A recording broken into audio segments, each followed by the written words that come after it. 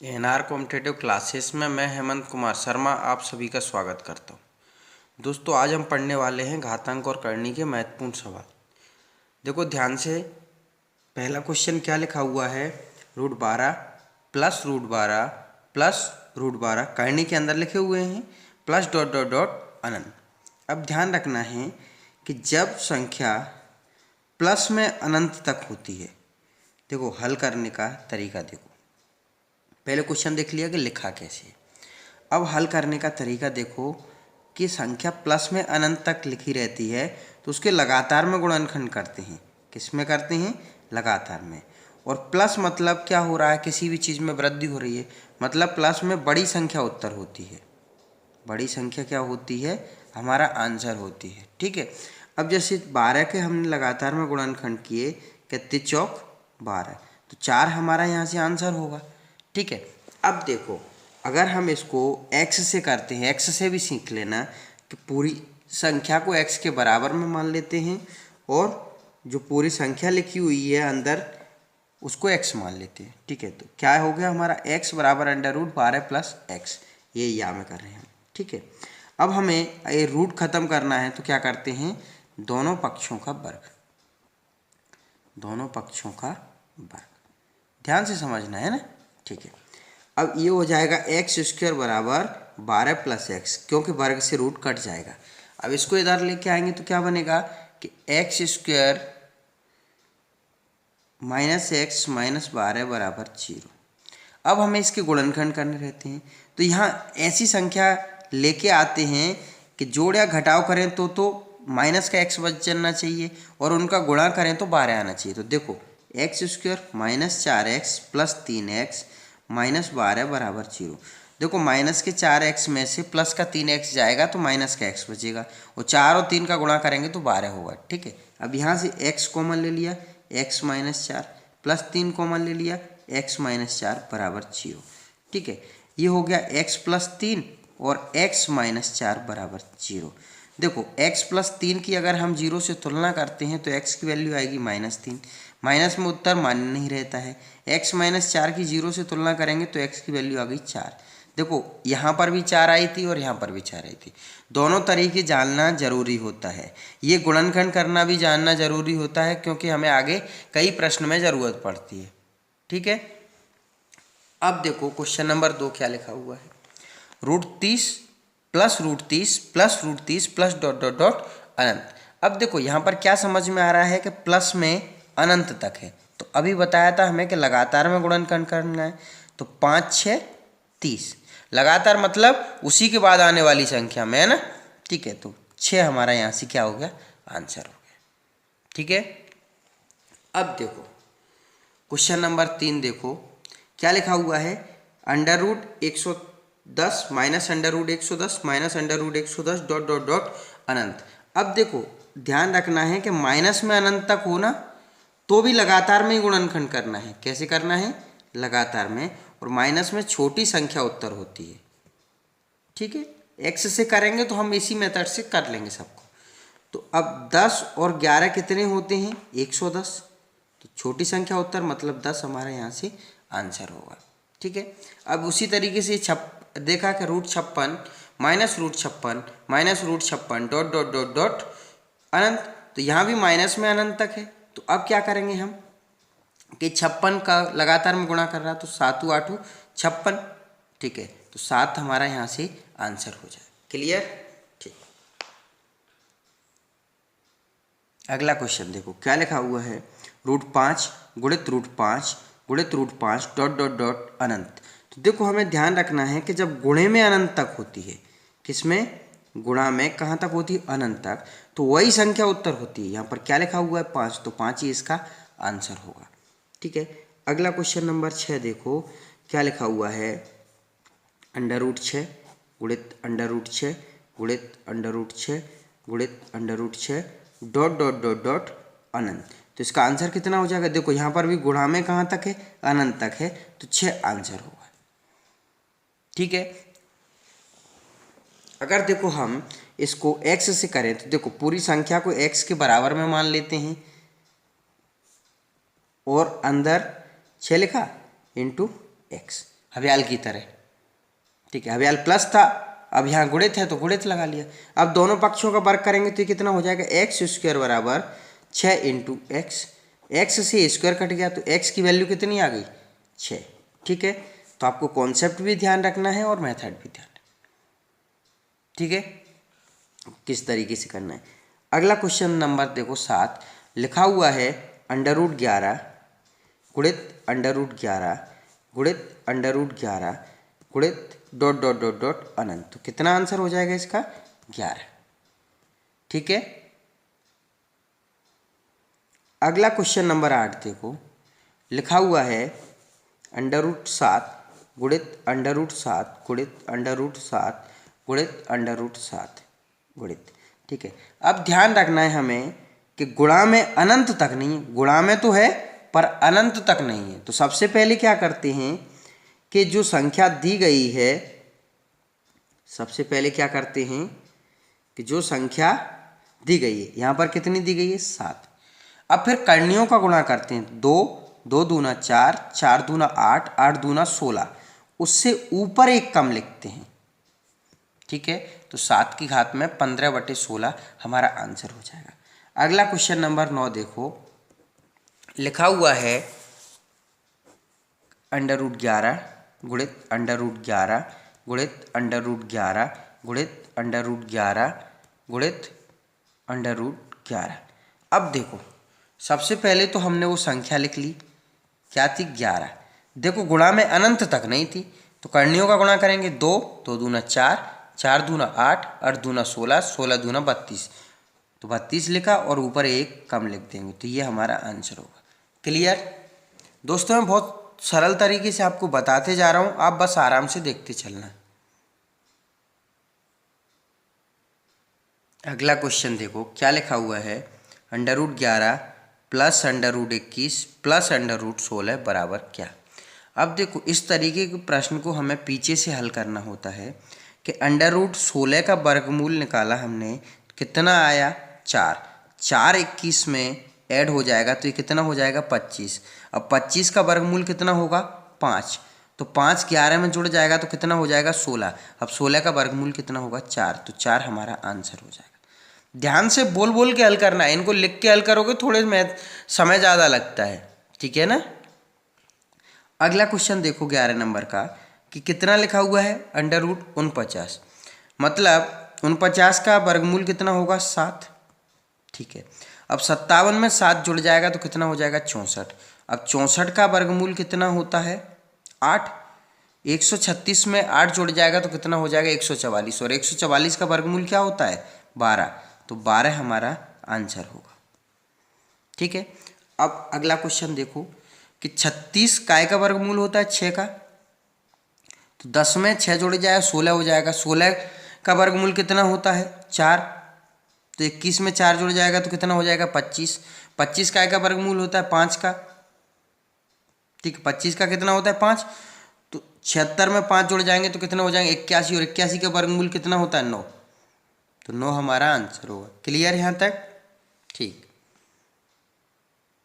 आप आराम से वीडियो को देखा करो और समझने की कोशिश किया करो, बहुत सरल तरीके से समझाता हूँ मैं, है ना। ठीक, अगला प्रश्न देखो, क्या लिखा हुआ है, √5 इंटू √7 इंटू √3 बराबर क्या। प्रश्न को ये देख लिया करो कि किस तरीके से लिखा है, रूट के अंदर रूट लिखा है या अलग अलग लिखा है, इस बात को ध्यान से समझा करो। ठीक है ना। अब यहाँ पर अलग अलग लिखे हुए हैं, इनमें कुछ भी तीनों में कॉमन नहीं दिख रहा है, तो हम इनको एक साथ रूट लगा के गुणे में लिख सकते हैं। ठीक है, कि √5 का हो गया 5, और ये 7 और ये 3, तो इनका गुणा कर देते हैं कि 7 × 21 = 105, तो √105 इसका क्या होगा, आंसर। ठीक है, अगला क्वेश्चन देखो कि √15 भागित √3 बराबर क्या। तो देखो, अब इसको ऐसे लिख सकते हैं हम, एक ही रूट के अंदर 15/3, दोनों पर रूट लग गया। ठीक है, भागित का ये बटे हो गया, 3 से कट गया 5 बार, तो √5 इसका क्या हो जाएगा, आंसर। ठीक है, अगला क्वेश्चन देखो, 3/2 + 3 बराबर क्या। देखो ध्यान रखना कि रूट वाली संख्या जब नीचे आती है तो उसको सरल करने के लिए क्या करते हैं हम, हर का परिमेयीकरण। क्या करते, हर का परिमेयीकरण। ठीक है, अब हर का परिमेयीकरण कैसे करते हैं कि जो संख्या लिखी हुई है नीचे, नीचे क्या लिखा हुआ है 2 प्लस रूट, उसी का ऊपर और नीचे गुणा कर देते हैं, बस चिन्ह बदल देते हैं। ठीक है, अब देखो 3 का 2 में गुणा हो जाएगा 6 माइनस 3√3 बटे, देखो ये लिखा हुआ है a प्लस बी और ये लिखा हुआ है a माइनस बी, तो a प्लस बी और a माइनस बी बराबर क्या होता है, ए स्क्वायर माइनस बी स्क्वायर। तो 2 का स्क्वायर करेंगे 4 माइनस √3 का स्क्वायर करेंगे, देखो तो ये इससे कट जाएगा तो कितना आ जाएगा √3। 4 में से 3 जाएंगे, 1 बचेगा, मतलब 1 को नीचे लिखने की ज़रूरत नहीं है, तो 6 माइनस 3√3 हमारा क्या होगा आंसर। क्लियर, ठीक।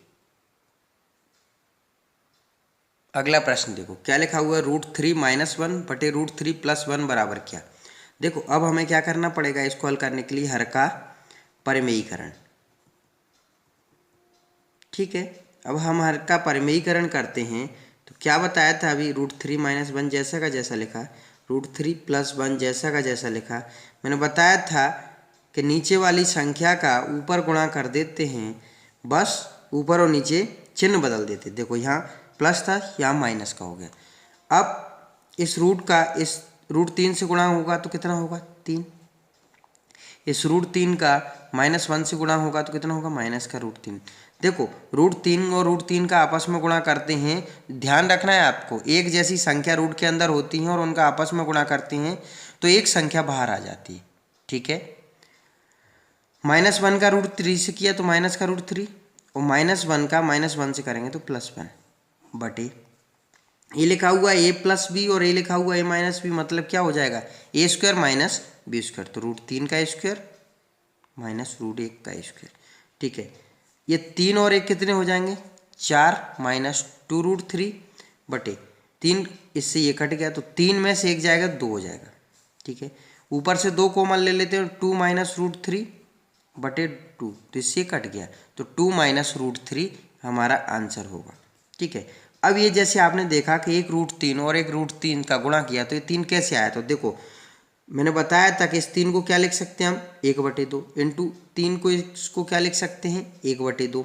अब देखो यहाँ पर आधार एक जैसा, तो आधार एक जैसे होने पर घातें जुड़ जाती हैं, तो ये हो गया।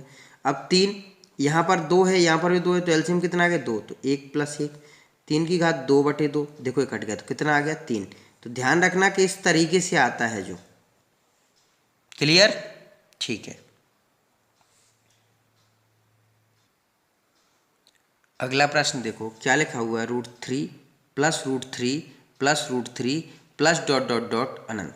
देखो मैंने आपको बताया था कि प्लस में अनंत तक होती है तो हम लगातार में गुणनखंड करते हैं, लेकिन 3 में के लगातार में गुणनखंड नहीं हो रहे, तो हमें वापस बेसिक मेथड से हल करना पड़ेगा कि पूरी संख्या को x के बराबर में मान लेते और अंदर जो संख्या है उसको x मान लेते।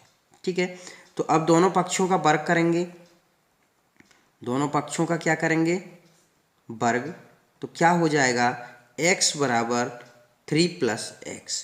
यहाँ से आगे हल करेंगे तो x² बराबर 3 + x हो गया, तो x² माइनस x माइनस 3 बराबर 0। अब इसके गुणनखंड नहीं होते तो हमें क्या फॉर्मूला याद रखना होता है, -b plus minus √b² minus 4ac upon 2a। ठीक है, अब देखो यहाँ पर a की वैल्यू तो 1 है, b की वैल्यू -1 है और c की वैल्यू -3 है। फॉर्मूले में रखते हैं -1 प्लस माइनस b² मतलब -1 का square -4 into a into -3 upon 2 into a। ये हो जाएगा 1 प्लस अंडर रूट के अंदर 1, ये माइनस और माइनस का गुणा करेंगे प्लस 4 × 3 = 12 बटे 2, तो ये हो गया 1 प्लस माइनस √13/2। ठीक है, अगर यहीं तक आंसर रहेगा तो हमारा यही आंसर हो जाएगा, नहीं तो क्या करना रहेगा, हमें ये √13 का वर्गमूल निकालना पड़ेगा भागफल विधि से। देखो मैं वर्गमूल के टॉपिक में सिखाया हूँ, आप वहाँ से देख लेना। तो सबसे पहले हमें यहाँ और यहाँ एक जैसी संख्या सोचते हैं जिनका गुणा करें तो 13 से ज़्यादा नहीं हो। तो 3 3 का 9, कितना बच गया 4। जो संख्या ली थी उसको वापस लिखते हैं तो 3 और 3 कितने हो गए 6। अब 6 4 से ज़्यादा हो गया तो यहाँ दशमलव लगाएंगे और 2 जीरो बढ़ती हैं, ठीक है। अब हमें यहाँ और यहाँ ऐसी संख्या लेना है जिसका गुणा करें जो 400 से ज़्यादा ना हो। तो हम जानते हैं कि 66 से 396 हो जाएगा, ठीक है। तो कितना आ गया 3.6। तो यहाँ पर रख दिया कि 1 + 3.6/2।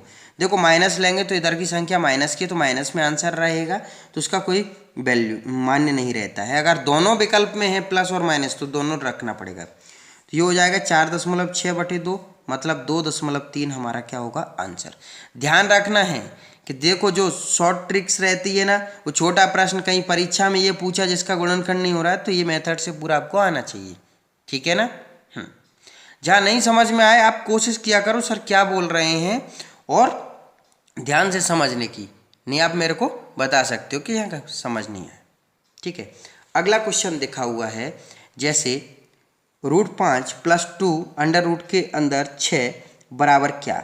देखो अब हमने अभी बताया था कि इस तरीके के जो पहले भी प्रश्न देखे थे कि पीछे से हल करते हैं, तो अब यहाँ पर 6 का तो रूट बाहर नहीं निकलेगा 6 से, तो हमें ध्यान रखना है कि अब कुछ इसका अलग सॉल्यूशन होगा, ठीक है। देखो अब पहले मैं शॉर्ट ट्रिक्स बता देता हूँ, फिर आया कैसे वो भी समझा दूंगा। 6 को हमने तोड़ा कि 3 दूना कितना होता है 6, और 3 और 2 कितने हो रहे हैं 5 हो रहे हैं, देख लिया करो यहाँ पर। तो यहाँ पर इस क्वेश्चन का आंसर हो जाएगा √3 + √2, ठीक है। अब इसको मेथड से हल करते हैं, तो कैसे करते हैं देखो, ठीक है, ध्यान से समझना। सबसे पहले लिखा √5 + 2, 6 को वापस ऐसे ही लिखना पड़ेगा 3 × 2, ठीक है। अब इस 3 और 2 के आधार पर इस 5 को ऐसे लिखना पड़ेगा कि 3 + 2 + 2, 3 × 2। अब देखो मैं इस 3 पे रूट लगा के वर्ग कर दूँ, वर्ग से रूट कट जाएगा, कोई फर्क पड़ा नहीं पड़ा। प्लस 2 ये वर्ग हो गया, +2 3 × 2, ठीक है यहाँ तक। अब देखो ये हो गया मेरा a², ये हो गया b² + 2ab, मतलब इसकी जगह पर मैं क्या लिख सकता हूँ a + b का होल स्क्वायर, और ये रूट लगा दिया, इस रूट से रूट कट गया तो √3 + √2, ये हमारा आंसर हो गया, ठीक है। तो बता दिया कि कहाँ से आया, समझ गए, ठीक है। अब इसी तरीके से अब देखा 140, अब 140 के पहले तो हमें 2 को बाहर निकालना होता है, ठीक है। देखो 2 से 70, 2 से 35, 35 को क्या लिख सकते हैं हम 7 5 35। देखो 7 और 5 12 भी हो रहे हैं, और यहाँ प्लस का भी चिन्ह है, तो इसका आंसर हो जाएगा √7 + √5, ठीक है। नहीं तो हमें फिर इस तरीके से करना होगा, ठीक है। ध्यान से समझने की कोशिश किया करो, जो शॉर्ट ट्रिक्स रहती हैं उनको भी, ठीक है, क्यों वो परीक्षा में आपका समय बचाती हैं। अब हमने देखा कि √60 में से कुछ बाहर नहीं निकलेगा, मतलब इसके गुणनखंड करो। 2 से काटा हमने 30 बार, और 2 से काटा हमने 15 बार। अब 15 को क्या लिख सकते हैं, ये 2 का जो कॉन्सेप्ट खत्म हो जाए ना फिर तोड़ दिया करो। तो 15 को तोड़ा हमने कि 5 3 15 होते। देखो 5 और 3 कितने हो रहे हैं 8 हो रहे हैं ना। पहले ये भी देख लिया करो कि ये मिल रहा है हमें संख्या, तो इसको यहाँ माइनस का चिन्ह है, तो क्या लिख सकते हैं √5 - √3, यहीं से हमारा आंसर हो जाएगा, ठीक है। अब देखो 84, तो 84 के पहले गुणनखंड किए, 2 से काटा हमने कितनी बार कट गया 42 बार, 2 से कट गया 21, 21 कितना हो जाएगा 7 × 21, 7 और 3 कितने हो रहे हैं 10, तो √7 - √3 हमारा आंसर हो जाएगा। दोस्तों काफ़ी महत्वपूर्ण टॉपिक है, मैंने बहुत अच्छे से आपको समझाया है। अगर आपको मेरे वीडियो पसंद आते हैं तो प्लीज़ चैनल को लाइक शेयर एंड सब्सक्राइब जरूर किया करो। धन्यवाद। आप आराम से देखना, आपको ज़रूर समझ में आएंगे। ऐसा नहीं कि हमें समझ नहीं आ रहा है, पहले अपने मस्तिष्क से कहा करो कि हमें समझना है, ठीक है ना।